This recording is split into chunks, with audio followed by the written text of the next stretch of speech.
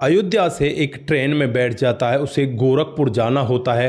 तभी ट्रेन वहाँ से चलने लगती है। जैसे ही 2 स्टेशन आगे बढ़ता है तो देखता है ट्रेन अब इस स्टेशन से भी चल रही है। एक बूढ़ी औरत और एक जवान लड़की ट्रेन के पीछे भाग रहे हैं। अब ये लड़का भाग कर वो उस गेट पर पहुँच जाता है और वहाँ जाकर कहने लगता है कि आप जल्दी आइए, जल्दी आइए। इनके सामान को पकड़ता है और हाथ पकड़कर इन्हें अंदर चढ़ा लेता है। दोस्तों, जो लड़की होती है इसके ऊपर गिर जाती है, क्योंकि ट्रेन में एकदम से कुछ ऐसा लगता है कि वहाँ पर मोड़ होता है थोड़ा सा, उसमें दचकी सी लगती है और उस वजह से वो लड़की इसके ऊपर गिर जाती है।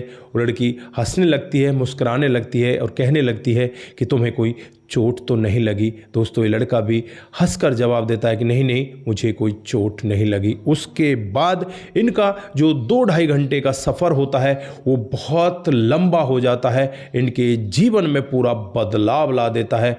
क्या थी पूरी कहानी? अगर आप लोग भी पूरी कहानी को डिटेल से जानना चाहते हैं तो वीडियो को ज़रा सा भी स्किप ना करें, लास्ट तक वीडियो को ज़रूर देखिएगा। आगे बढ़ने से पहले हमारी वही रिक्वेस्ट कि जो हमारे चैनल के साथ नए हैं कृपया करके चैनल को फॉलो कर ले, बेल आइकन को जरूर प्रेस करें। नमस्कार, जय हिंद। आप देख रहे हैं APH न्यूज़ राहुल रावत के साथ। दोस्तों, आज की जो हकीकत की घटना आप लोगों को बताने जा रहा हूं ये अयोध्या से स्टार्ट होती है। यहाँ एक लड़का जिसका नाम आदर्श होता है वो अयोध्या से एक ट्रेन में बैठ जाता है जो गोरखपुर के लिए जा रही थी। दोस्तों, अब यहाँ से वो ट्रेन धीरे धीरे करके आगे बढ़ने लगती है। जैसे ही 2-4 स्टेशन और आगे बढ़ जाती है, एक स्टेशन आता है जिसका नाम स्वामी नारायण छछिया होता है। वहाँ पर ये ट्रेन रुकती है और रुकने के बाद ये अपनी गति से स्टार्ट हो जाती है। तभी वहाँ पर एक लड़की और एक बूढ़ी औरत इस ट्रेन के पीछे भागने लगती है। ये लड़का जब इनको देखता है तो गेट पर ये भाग कर जाता है और भागकर इन्हें आवाज़ देने लगता है कि जल्दी आइए, जल्दी आइए, ट्रेन छूट जाएगी। पहले तो वो लड़की और बूढ़ी औरत उम्मीद छोड़ चुके थे कि अभी ट्रेन हमारे हाथ नहीं आएगी, और सामने से जब ये आवाज़ को पाते हैं तो तुरंत ही वो दौड़ने लगते हैं। दौड़कर यहाँ ट्रेन के गेट पर पहुँच जाते हैं और वहाँ से इनका सामान ये लड़का अंदर ले लेता है। पहले बूढ़ी औरत को अंदर खींच लेता है, उसके बाद इस लड़की को पकड़ कर खींचता है। जैसे ही खींचता है तो वहाँ पर ये दोनों के दोनों उस सामान के ऊपर गिर जाते हैं। लड़की इसके ऊपर गिर जाती है। जैसे ही गिरती है तो लड़की मुस्कुराने लगती है, कहने लगती है कि आपको कहीं चोट तो नहीं लगी। लड़का कहता है कि आपको तो चोट नहीं लगी। तो लड़की कहती है नहीं नहीं, मुझे कोई चोट नहीं लगी। शाम को करीब 3 से 4 बजे का वक्त रहा होगा। दोस्तों, अब यहाँ पर ये अंदर जाकर बैठ जाते हैं। जो लड़का होता है वो दूसरी तरफ बैठ जाता है, जो लड़की होती है वो दूसरी तरफ बैठ जाती है, उसकी माँ बैठ जाती है। जो माँ होती है उसका नाम अनारकली होता है, लड़की का नाम संध्या होता है। अनारकली अब इस बेटे को लाख लाख धन्यवाद देने लगती है, आशीर्वाद देने लगती है, कहने लगती है कि बेटा अगर तुम नहीं होते तो आज हमसे ये ट्रेन छूट ही जाती। दोस्तों, अब यहाँ पर ये बैठकर बातचीतें करने लगते हैं। जो माँ अनारकली होती है वो कहने लगती है कि बेटा मुझे थोड़ी सी नींद आ रही है, मैं सो जाती हूँ, तू इधर जाकर बैठ जा। अनारकली अब उस सीट पर सोने लगती है और इधर जो संध्या होती है उसे इस लड़के के पास बिठा देती है। अब संध्या लड़के के पास बैठ जाती है। लड़के के मन ही मन में लड्डू फूटने लगते हैं। उसे लगता है कि अब मैं इससे बात करूंगा, इसे अपने करीब बुलाऊंगा, लेकिन उसकी हिम्मत नहीं हो रही थी कि इसको किस तरह से अपने करीब बुलाए।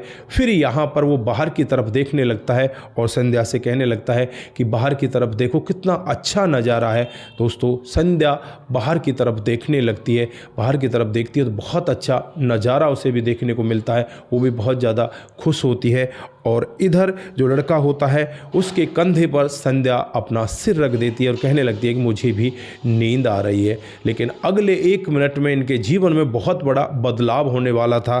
दोस्तों, ये संध्या यहाँ पर इस लड़के से बातचीत करते हुए पहले यही कह रही थी कि हमने टिकट तो ली नहीं है, जल्दी जल्दी में हमने तो भागकर ट्रेन को पकड़ा और कहीं TT आ गया तो हमारे साथ बहुत बुरा हो जाएगा। ये लड़का कहता है कोई टेंशन लेने की ज़रूरत नहीं है, इस ट्रेन में TT आता ही नहीं है। लेकिन जैसे ही अगला 1 मिनट बीतता है, 1 मिनट में ही TT यहाँ पर आ जाता है। दोस्तों, टीटी आने के बाद एकदम से ये लड़का हक्का बक्का रह जाता है कि यार ये तो टीटी आ गया। टीटी की आवाज़ आगे आ रही थी। ये लड़की भी घबराने लगती है। ये लड़का कहता है कि तुम्हें टेंशन लेने की ज़रूरत नहीं है, ये लो मेरा टिकट ले लो। उसे अपना टिकट दे देता है और टीटी जब यहाँ आता है तो यहाँ आकर इस लड़के से कहने लगता है कि तुम्हारा टिकट कहाँ है, टिकट दिखाओ। ये लड़का कहता है कि साहब मैंने भागकर इस ट्रेन को पकड़ा है, मैं टिकट नहीं ले पाया, मुझे टिकट आप यहाँ दे दो। तो टीटी साहब उससे कहने लगते हैं कि टिकट ऐसे नहीं मिलेगी, आपका फ़ाइन लगेगा। इधर जो लड़की होती है संध्या, उससे भी टिकट मांगता है तो संध्या के पास तो टिकट इस लड़के ने दे दी थी। वो टिकट दिखाती है, उस टिकट को देखकर वो कहता है ठीक है। और फिर यहाँ पर वो बूढ़ी औरत की तरफ देखने लगता है, ये सो रही है, ये कौन है। तो लड़का बोल बैठता है कि ये इसकी माँ है और ये बीमार है, टिकट इसके पास भी है।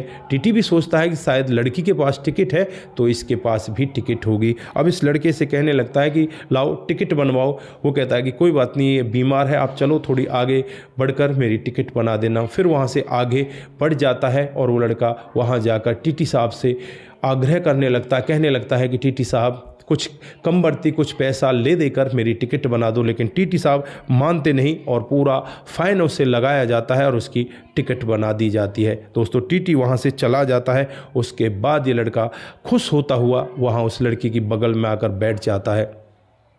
लड़की उससे पूछने लगती है क्या हुआ, बहुत ज़्यादा परेशान दिख रहे हो। तो यहाँ पर लड़का कहता है अरे नहीं नहीं, थोड़े से पैसे लेकर उसने टिकट बना दिया, मैंने टिकट बनवा लिया, कोई दिक्कत नहीं है।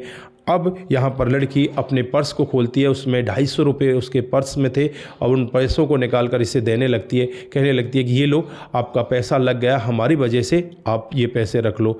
लड़का कहता है कि अरे नहीं नहीं, मैं ये पैसे नहीं रख सकता। दोस्तों अब यहाँ पर लड़की इस लड़के से इतनी ज़्यादा मदद की उम्मीद कतई भी नहीं कर रही थी और इतनी ज़्यादा मदद जब इसकी हो जाती है तो मन ही मन ये लड़की भी इसके प्रति आकर्षित होने लगती है। जैसे ही थोड़ा आगे और बढ़ा जाता है, इसकी माँ की आंखें खुल जाती हैं। ये लड़की अपनी माँ से कहने लगती है कि इस तरह का मामला हो गया था, अगर ये नहीं होते तो आज हमारी तो बहुत बुरी हालत हो जाती। दोस्तों अब जो माँ होती है वो कहने लगती है कि बेटा तेरा लाख लाख शुक्रिया है, अगर तू नहीं होता तो हमारी बहुत बुरी हालत हो जाती और हमारे पास तो इतने पैसे भी नहीं है। ये लड़का कहने लगता है कि अगर 1000-2000 की और ज़रूरत है तो मुझसे ले लो। वो कहती है कि नहीं नहीं, हमें पैसों की ज़रूरत नहीं है। अब ये बातें करते करते जैसे ही स्टेशन पर पहुंचने वाले होते हैं, जो लड़का था वो पहले स्टेशन पर उतरने वाला था और ये लोग गोरखपुर में उतरने वाले थे। लेकिन यहाँ पर वो लड़की उस लड़के से कहने लगती है कि आगे जब हम स्टेशन पर उतरेंगे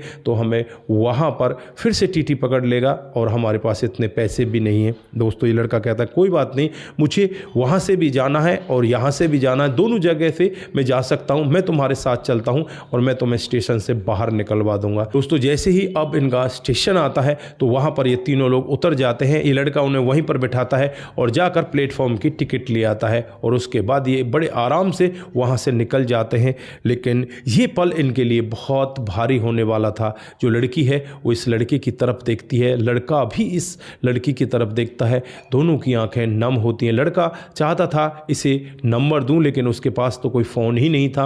अब वो यहाँ पर भी चूक कर देता है और उसके बाद लड़की और उसकी माँ यहाँ से सीधे ऑटो में लेकर अपने जहाँ पर उन्हें जाना था रिश्तेदारी में, शादी में, वहाँ पर पहुँच जाती हैं। इधर जो लड़का होता है वो एक चाय की टपरी पर जाकर बैठ जाता है, मन ही मन सोचने लगता है कि यार अब तू करेगा तो क्या करेगा, कैसे इससे दोबारा मिलेगा। बहुत सारे मन में सवाल चल रहे होते हैं। चाय पीता पीता वहीं पर इंडिया का मैच चल रहा था, इंडिया के मैच को देखता है लेकिन बदकिस्मती से आज इंडिया भी हार जाती है। ये लड़का वहाँ से मायूस होता है और मायूस होने के बाद फिर ये भी ऑटो पकड़कर सीधे वहाँ पहुंच जाता है जहां इसे जाना होता है। दोस्तों ये दोनों के दोनों उसी शादी में मिल जाते हैं क्योंकि लड़की और उसकी माँ को भी उसी शादी में जाना था, लड़के को भी उसी शादी में जाना था। इनको नहीं पता था कि हम लोग ऐसे एक शादी में जा रहे हैं। और दोस्तों जब वहाँ पर लड़की इस लड़के को देखती है तो मानो उसे सब कुछ मिल चुका, दौड़कर इस लड़के के पास आती है।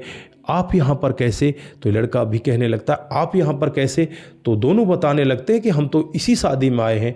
अब ये बहुत ज़्यादा खुश हो जाते हैं और लड़की यहाँ पर अब इस लड़के से कहने लगती है कि माँ पूरे रास्ते भर तुम्हारी ही बातें करती आई है और यहाँ पर भी तुम्हारी ही बातें कर रही थी कि वो लड़का बहुत अच्छा है। और अब वो लड़की इस लड़के को ले जाकर अपनी माँ से मिलाती है। माँ बहुत ज़्यादा खुश होती है और कहने लगती है तुम इसी शादी में आए हो? तो वो कहता है कि हाँ हाँ मैं भी इसी शादी में आया हूँ। दोस्तों अगले दिन शादी थी और फिर यहाँ पर ये रात को खाना पीना खाकर बड़े आराम से सो जाते हैं। दिन भर ये इसी तरह से शॉपिंग वगैरह करते हैं और फिर शाम को शादी में शरीक होते हैं। जैसे ही अगला दिन आता है तो अगले दिन ये वहाँ से फिर ट्रेन में बैठ जाते हैं। ट्रेन में बैठकर ये अपने अपने स्टेशनों पर जाकर उतर जाते हैं। दोस्तों अब ये लड़का और लड़की एक दूसरे से प्यार कर चुके थे, एक दूसरे से यहाँ पर इन्होंने नंबर भी दे दिया था। लड़के के पास तो नंबर नहीं था, लड़का ने उसे नंबर दे दिया था। लड़की किसी दूसरे व्यक्ति के फ़ोन से इसके पास फ़ोन करने लगती है और अब यहाँ पर इनको लगने लगता है कि यार एक दूसरे के बगैर कैसे रहें। ये लड़का भी अब इस लड़की के प्रति इतना ज़्यादा भावुक हो जाता है कि बस उसे वही लड़की चाहिए। भाव इसके इतने ज़्यादा बढ़ जाते हैं कि अगर शादी करूँगा तो इस लड़की से करूँगा, नहीं तो कंवारा ही मर जाऊँगा। दोस्तों अब यहाँ पर ये लड़का जैसे तैसे करके इस लड़की के पिता से कहता है कि तुम आओ हमारे घर पर और अपनी बेटी का रिश्ता लेकर आओ। फिर होता भी कुछ ऐसा ही है। जो लड़की का पिता होता है वो इस लड़के के पिता के घर पर आता है और उसे शादी की बातें करता है। लेकिन जब लड़के का पिता इस व्यक्ति को देखता है और कहता है कि यार ये तो हमारे बराबर का है ही नहीं, ये तो गरीब आदमी है, कैसे ये काम चलेगा। फिर भी यहाँ पर धीरे धीरे करके जैसे तैसे काम चलने लगता है और फिर इन दोनों का रिश्ता हो जाता है। रिश्ता होने के बाद 14 फरवरी 2026 को इनकी शादी होती है। दोस्तों बड़ी ही धूमधाम से इनकी शादी हो जाती है और शादी होने के बाद दुल्हन बनकर ये लड़की सीधे आदर्श के घर पर आ जाती है। आदर्श और संध्या की इस तरह से शादी हो जाती है। ट्रेन का एक सफ़र इनके जीवन का सबसे महत्वपूर्ण सफ़र बन जाता है और अब ये दोनों के दोनों एक दूसरे के लाइफ पार्टनर हैं। दोस्तों ये रही आज की एक छोटी सी कहानी। आप लोगों को कैसी लगी? अगर आपको जरा सी भी प्रभावित करती है, जरा सी भी अच्छी लगती है तो दोस्तों के साथ जरूर साझा करके जाएं। दोस्तों जिन साथियों ने हमारे पिछले वीडियोज पर कमेंट किए थे उनका नाम हम यहाँ पर बारी बारी से लेने वाले हैं। सबसे पहले जो कमेंट आता है वो समाधान पाटिल जी का आता है। वो लिखते हैं कि आपकी कहानी बहुत ही बेहतर होती है। समाधान जी बहुत बहुत धन्यवाद। उसके बाद जो कमेंट आता है वो रघु रावत का आता है। वो लिखते हैं कि आपकी कहानी बहुत ही अच्छी होती है, बहुत बहुत धन्यवाद। उसके बाद में कमल सिंह जी हमें कमेंट करते हैं, बहुत बहुत धन्यवाद। राम गुसाई जी का कमेंट आता है। गुरप्रीत सिंह जी गुड जॉब लिखते हैं। मोनू जैन जी सही बात है सर, बहुत बहुत धन्यवाद। उसके बाद में जो कमेंट आता है वो कमेंट आता है शंकर स्वामी जी का, आपकी कहानी से हमें बहुत कुछ सीखने को मिलता है। पवन शर्मा का कमेंट आता है, राइट लिखते हैं। रतनलाल शर्मा जी भी नमस्कार भाई साहब, आपकी कहानी बहुत ही अच्छी लगती है, सराहनीय होती है, बहुत बहुत धन्यवाद। मुनमुन श्रीवास्तव जी हमें लिखते हैं मैनेजर साहब ने बहुत अच्छा काम किया, पुलिस में रिपोर्ट करनी नहीं तो इसका काम तमाम कर देते। पत्नी और प्रेमी मिलकर जय हिंद जय भारत, जिला गोपालगंज बिहार 28 वार्ड नंबर 23 से बहुत बहुत धन्यवाद।